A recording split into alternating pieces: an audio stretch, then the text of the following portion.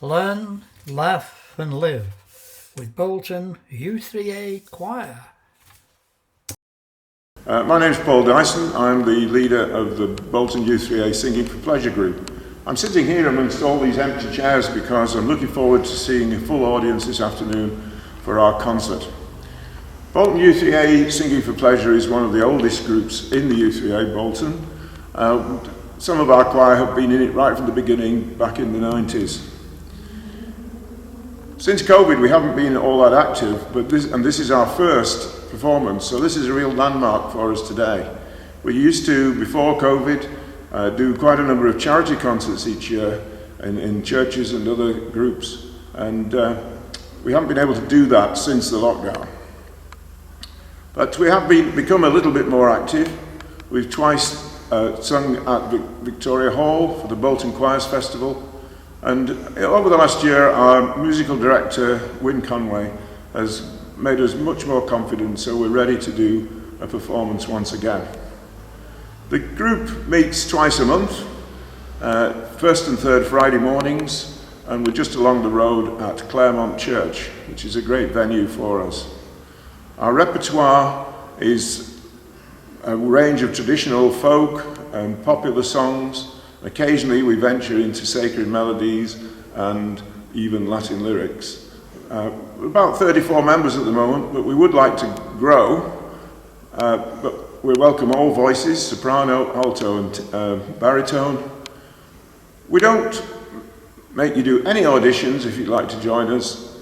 All you need is the enthusiasm to enjoy singing with other people. So I'm going to go off now and join the choir as we get ready for our first concert for 5 years.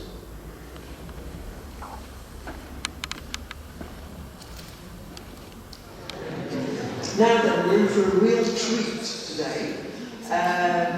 For those that don't know me, I don't know if there's anybody new here, but my name is Jan Kelly and I'm the chair of Bolton U3A. And today we're going to be entertained by our Singing for Pleasure group. Our names are here. Shall we give them a round of applause?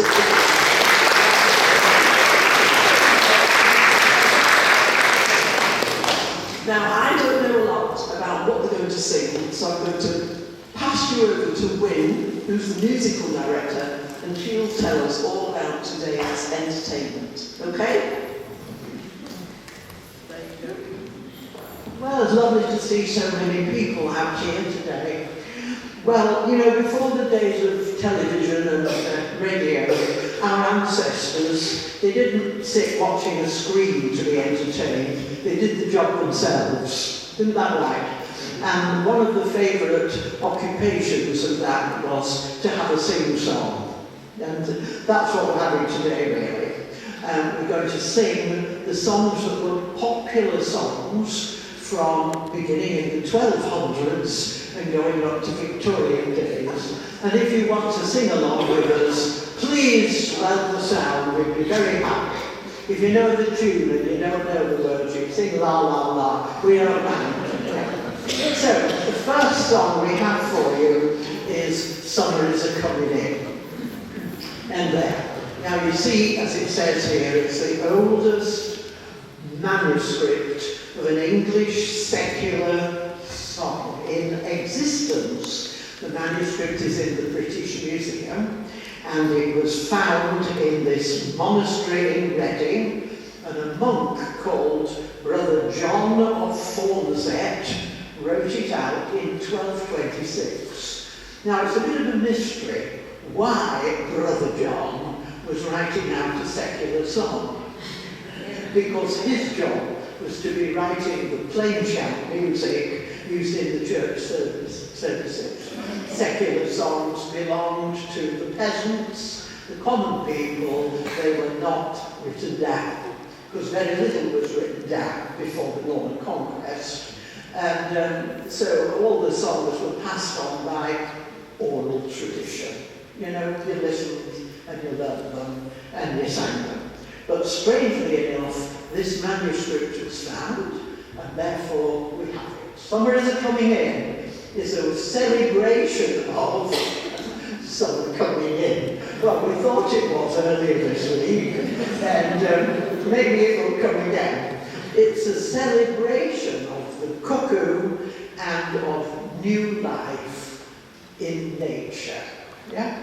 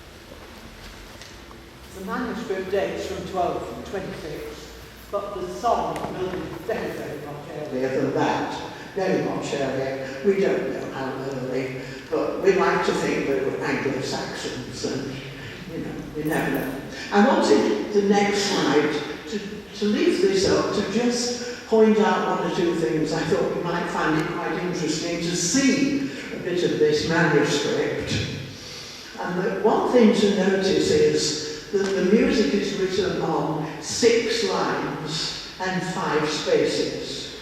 And you know, if you've learned music in any way, that modern music is written on 5 lines and 4 spaces, don't you?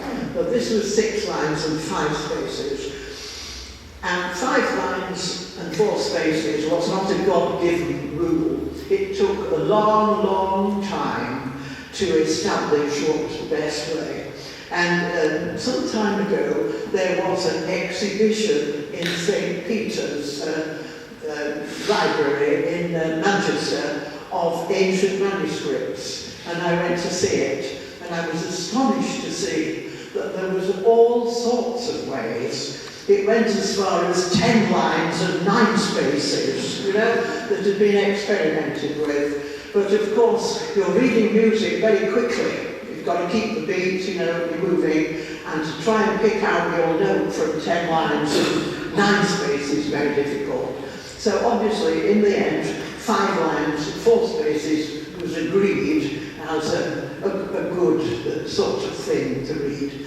And the other thing is, you will notice that the notes here are square blobs, whereas we expect notes to be round, don't we?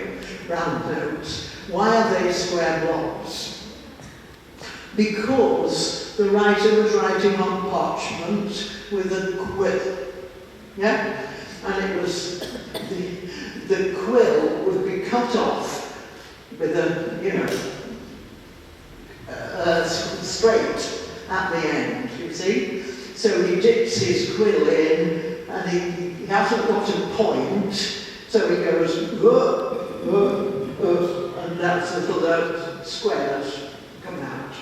And apparently that's an easy way to write on parchment. It's difficult to take a point and go rolling until you've got a round note at the end. So I just thought, I'm going to give you a historical background, and that's where it begins. So let's see the next one. Well, the next one is a very favourite tune of Greensleeves. Most people know this. Now, this is very ancient. It isn't known how ancient. We don't know the composer. Some people have supposed that Henry VIII wrote it, indeed sang it to Anne Boleyn. But as far as we know, this is a myth. We don't know who wrote it. It was registered for publication in 1500 and something, but that doesn't mean that that's when it dates from. Yeah? Why is it called Greensleeves? We don't really know, but it does late date, it is thought, from the 14 or 1500s. And the aristocratic ladies in those days wore dresses with enormous sleeves. Yeah? And they weren't stitched into the dress. They were separate, you know. They were pinned or they were stitched in, you know, just tacked for the way. So you could change your sleeves often. So maybe he loved her, especially when she was wearing green sleeves. We don't know really. But anyway, it's a wonderful song. It's a song of unrequited love. Unrequited love, I'm afraid, is a situation that's chimed into art, music and literature for as long as we know. I'd like you to know, by the way, that no people, no tribe, no community, no settlement has ever been found that didn't have music. Yeah? It goes right back as far as we go back. So, when we're delving back into maybe the last 1500 years, that's all modern times. The Greeks had plenty of music, the Romans, before that, biblical days, David on the harp, we know. Right, Greensleeves. This is the chorus, sing with us if you feel inclined.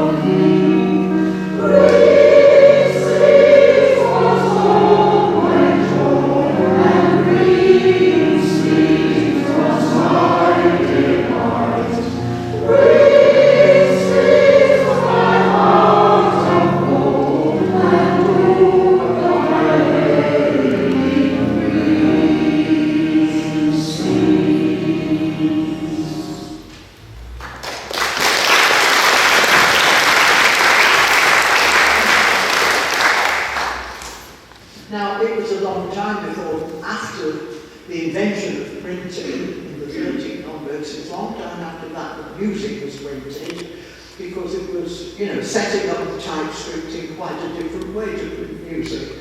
So it took some time. But gradually it began to happen, and it was being printed by the end of the reign of Elizabeth. But how did people learn these traditional songs? They learned them by ear and off by heart. Yeah? And they learned them because they were made public by these poor people, the broadside ballad sellers. And these people had copies from the publisher of the song. Not the music, the words of the song. And they were on like a loo roll. Yeah. And the poor things had to sing on street corners, or like a man calling the news headlines from the paper. They had to sing them, and sing them very, very loudly. So people passers by might think, oh, that's a nice song, I'd like a copy of that.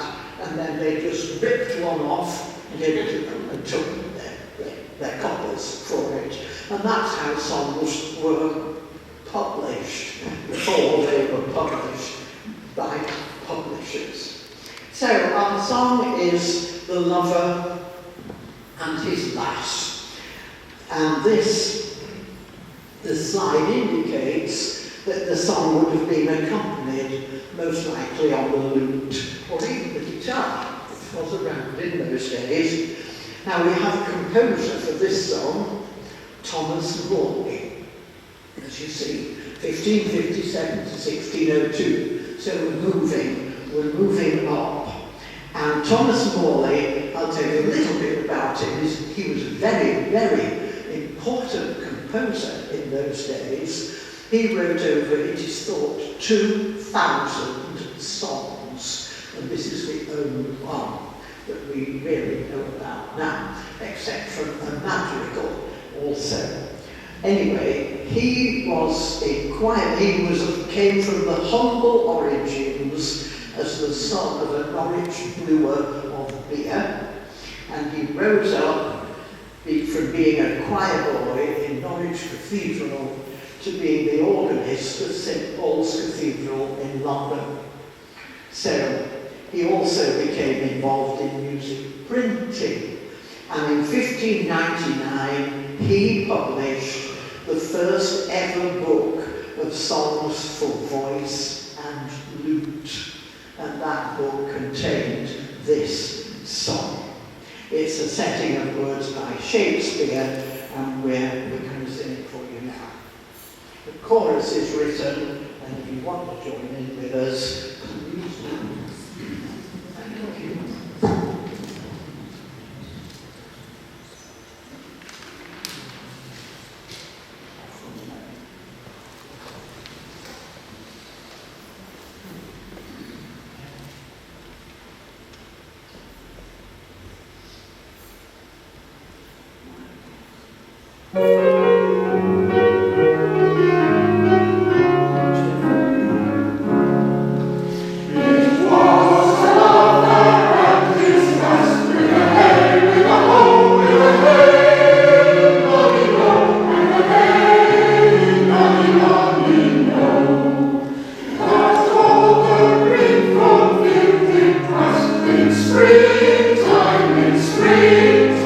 In springtime, we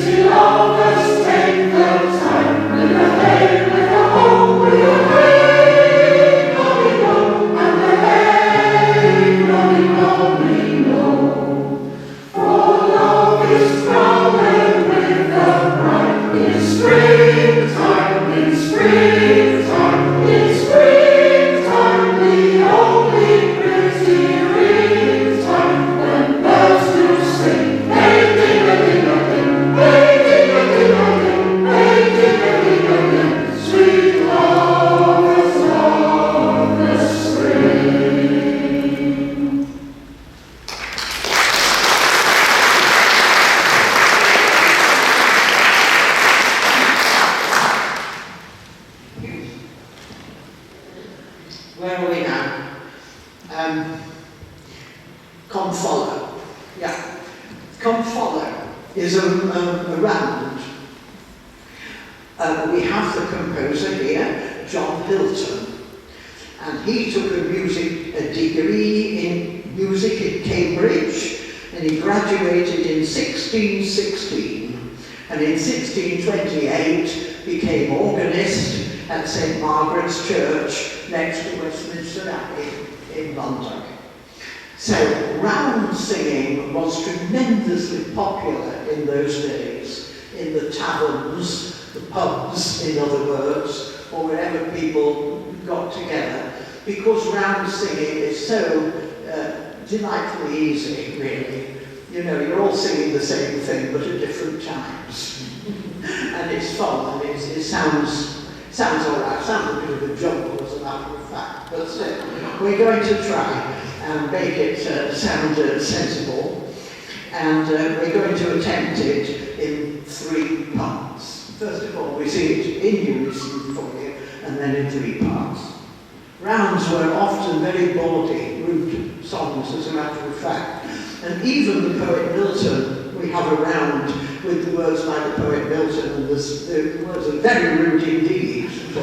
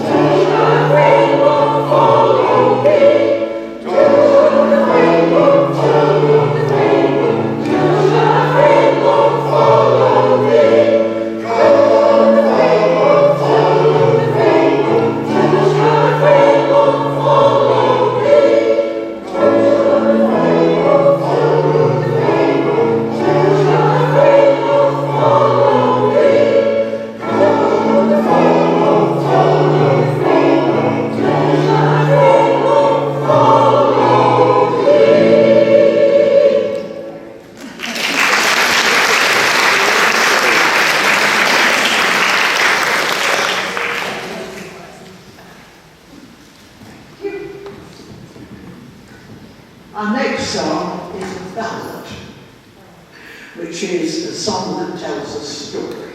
Yeah? It's always been a very, very popular form of music. And people get together, they tell stories, and sometimes they tell stories set to music. And this is one of these. I'm going to, you see where it dates from by the slide. In 1666, Samuel Pepys, the great diarist, attended a New Year's party. And there he heard this lady, dear Mrs. Nip, sing the lovely song, What He's Got, Barbary Allen. Yeah. So the story is one that's been set in and enacted in many times. And it's this. Basically, it's this. He falls for her. She repudiates him. Yeah. He is devastated. He becomes wasted away. Yeah. He dies. She is then struck with remorse. So she dies too. Yeah. That's the story. Here we are. She is persuaded to visit him when he's on his deathbed. And all she says as she walks up to the deathbed is, young man, I think you're dying. Yeah, and she leaves, so he dies. It's a great song.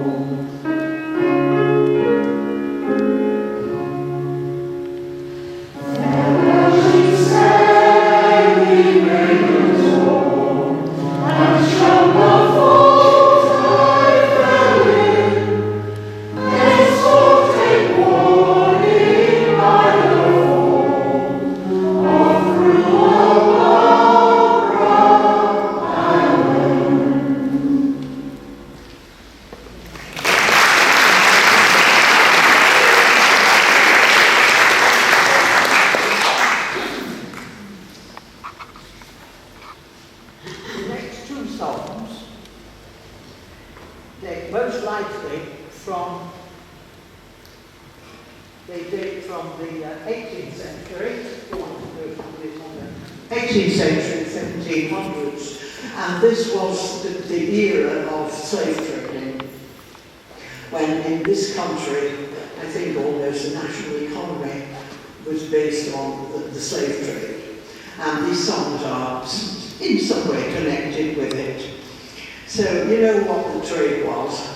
The ship set out from one of our ports, Bristol, Liverpool, Lancaster, and sailed to West Africa, where it unloaded all the goods it had taken to sell, make a profit there, and then it loaded up with slaves, and they were taken over to the West Indies and sold on the slave market.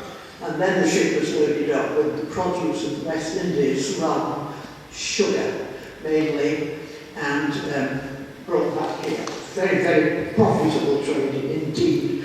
And everybody was up to the eyes in investing in it. Well then, I'm going to tell you a little story now about a young man called Robert Gillow. Oops, just let me turn on the music. Robert Gillow was born in Singleton, Lancashire, in 1704. and he served an apprenticeship as a ship's carpenter. And 10 years later, at the age of only 16, he sailed from Lancaster as a ship's carpenter. His job was fitting up cabins and doing any necessary work that was needed in that way. Now, the ship he was on was no doubt a slaving ship, because Lancaster was up to the eyes in it. And when he got to the West Indies, Jamaica actually, he became interested in a tree that he hadn't seen before. And he cut some branches off this tree and made them into planks and brought them back with him to Lancaster. And this was the first mahogany ever introduced into this country. It's the produce of 2 or 3 different trees that grow over there. I can't just tell you their names, they're too long and complicated. Anyway, 10 years later, at the age of only 26, he founded and opened the firm of Gillow of Lancaster. You've heard of it? Yeah. And it quickly established a reputation for the production of high-quality, polished mahogany furniture. I'm sure that all our grandparents had some beautiful, polished mahogany furniture that they were very proud of. So the firm prospered and flourished all through the 1700s and the 1800s, and in 1903 only, for financial reasons, it went into partnership with a Liverpool company called Waring and was renamed Waring and Gillow. Yeah. And we all remember Waring and Gillow of Lancaster, I'm sure. Anyway, back to our song. It's a sad one. It's the docks, like railway stations and airports, and are places of sadness for some people where they're saying goodbye to a loved one. And here our sailor in Liverpool is saying goodbye to his girl and assuring her that when he comes back, he'll marry her.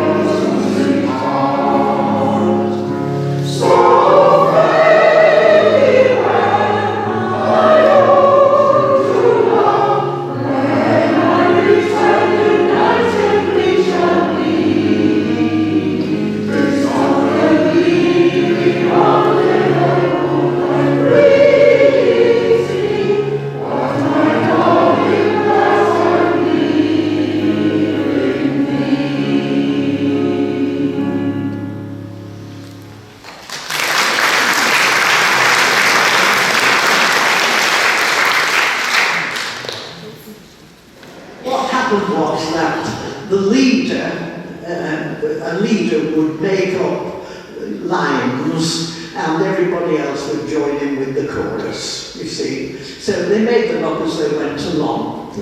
So the leader would make up a line like, "Merry Monarch Henry was, a man of strength and power," and then everybody would join in, "Way, haul away, we'll haul away, Joe." And then the leader would go on. But when a wife offended him, he put her in the tower, and they sing, "Way, haul away, haul away." And their song could go on forever and ever, yeah? Because he'll keep on making up new ones. So it's fun. And so we're going to do that one for you now. Thank you.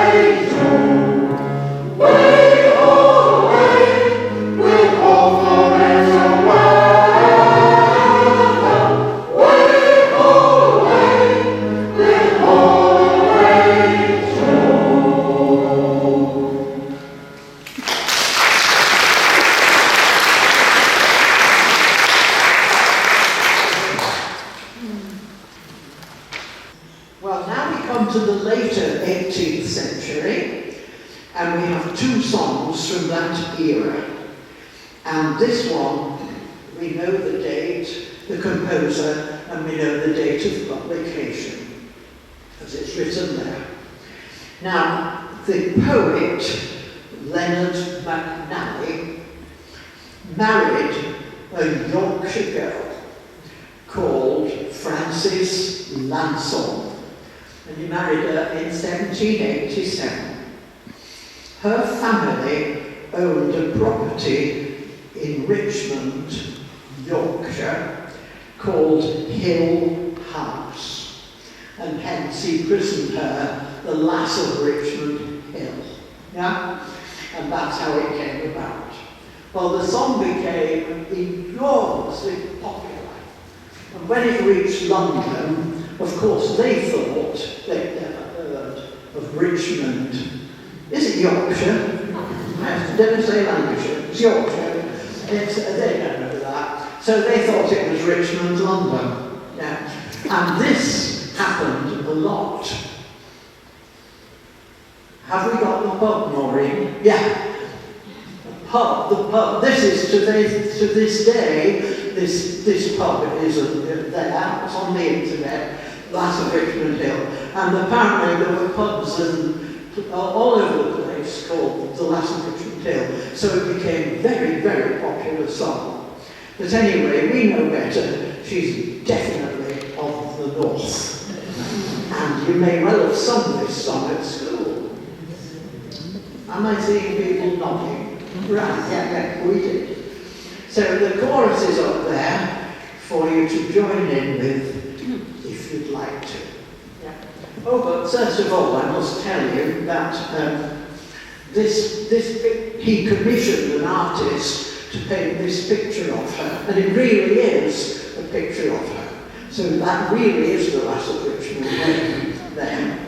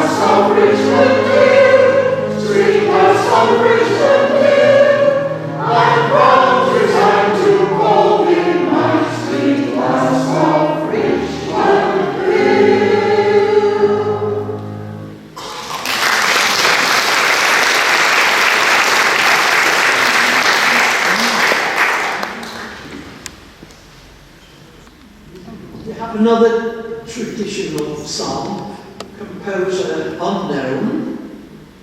We all know it, I'm sure. Drink to me only. It's another song of unrequited love. The poor fellow is offering everything, and she simply sends it back again.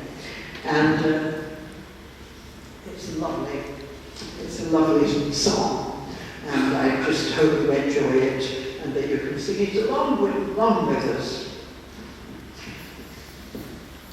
Oh, thank you.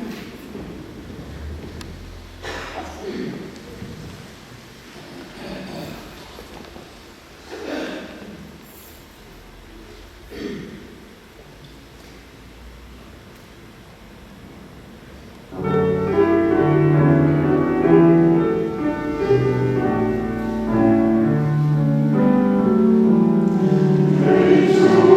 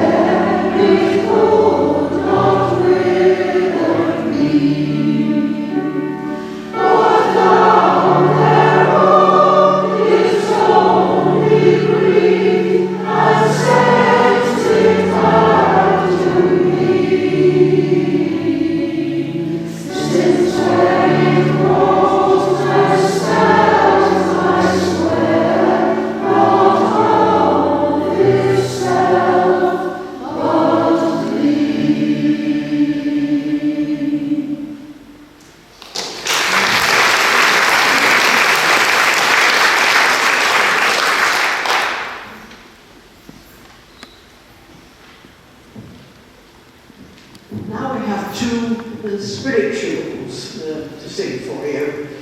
We don't know when these date from, but from the days probably after the abolition of slavery, but the slave people were still around and they were very musical. I know this is a big generalisation, but I believe African people are very musical.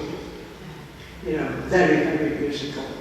I once attended a lecture by a nun who was a missionary there in school, and she said if they taught a hymn to the girls' school, they taught a hymn, they would just put it into 3 parts automatically, without any tuition, which is an amazing thing to do. So this was how these spirituals came about, really. Both composer Dvorak went to America towards the end of the 19th century, and he said he sat in the evening listening to the sound of well, he said slaves, but maybe they weren't slaves by then, I don't know, singing as it drifted across, and it was very beautiful. So we've got here the first one, which I'm sure you know, is Steal Away to Jesus. Yeah? So, have we one before that, Maureen? Yes, that is Stealing Away to Jesus, yeah. Entering the gates of paradise, you see. Let us imagine it's an old man, and he's had enough, and he wants to die. Yeah. But it's not a terribly sad song, because his faith is so great that he's absolutely sure he knows he's going on to better things. Yeah. So that's it.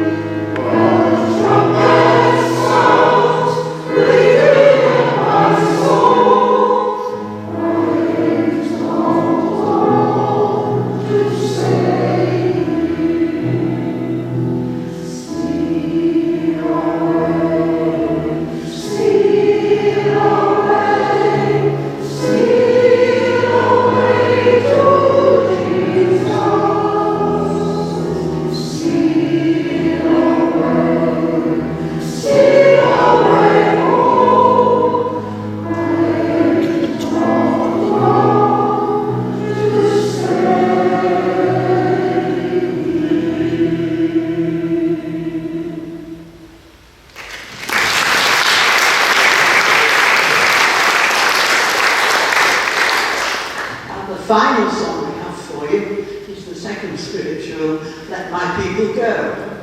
And where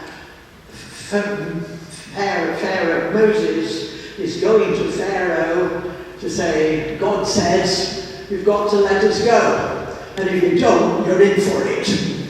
There's going to be all those plagues and something even worse at the end of it. You're going to lose your son. Yeah? So it's a threatening song. Thank you.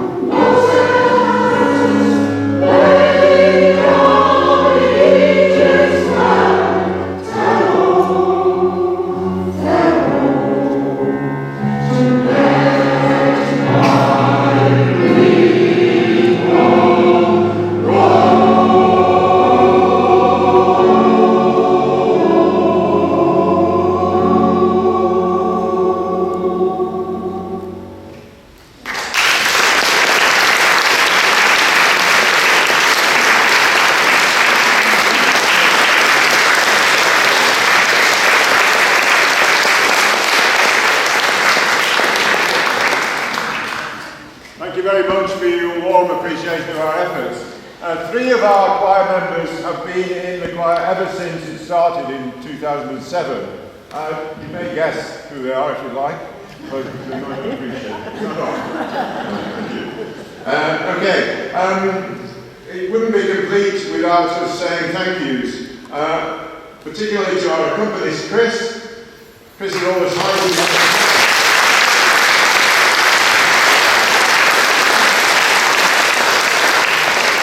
Not an easy role to fulfill, being the accompanist, but also Wynne, our musical director, has led us for just over a year. She's put enormous vigour and enthusiasm into it, in addition to all the other things she does in U3A, and she's made stupendous efforts into this programme, getting it ready for today, and getting us back to performing, which we haven't really done for 4 years. So our very, very great thanks to Wynne as well.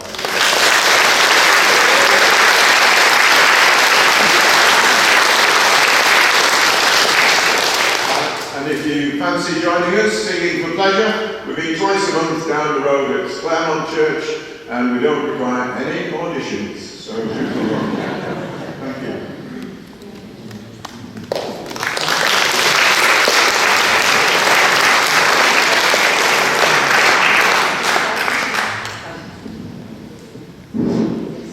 Still. Well, I don't know about you, but I've been amazed and astounded and delighted by our marvellous choir. I think the range of voices and the harmonies and the strength of how you sang was much more than I expected. So it's been absolutely marvellous having you here, singing for us. I hope this will be an annual fixture. Right, well, we'll just have to see, won't we, if that can be organised again. Now then, one other thing to say is, you might have seen Ted here, one of our members, videoing this. We have quite a few videos now on our website, but if anybody doesn't want to be shown on YouTube and the internet and things like that, please let Ted know, and then he can do some editing. He's very good at editing. Okay? So, finally then, please put your hands together one last time for our Singing for Pleasure group, and then we'll go and have some